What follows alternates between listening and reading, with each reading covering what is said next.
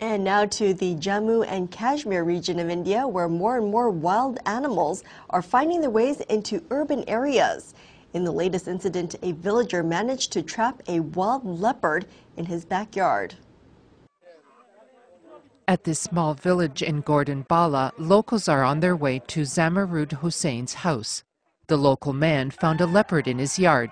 The big cat had strayed into the house and killed his pet goat. Luckily, Hussein was able to lock the gate, keeping the animal penned while he alerted forest officials. I went alone outside and my mother came after me. Although I was frightened, but I kept my wits and managed to bolt the door from outside. I lost my voice and regained consciousness after 10 minutes. It tried to attack me, but I did not lose my hold on the bolt. Local forest officers soon had the leopard caged and ready to return to the wild. It is illegal to kill leopards in India, and forest authorities were thankful that this one was not harmed.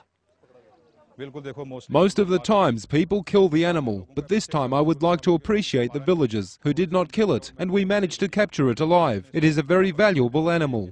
In recent years, incidents of wild animals straying into urban areas have increased here in the state.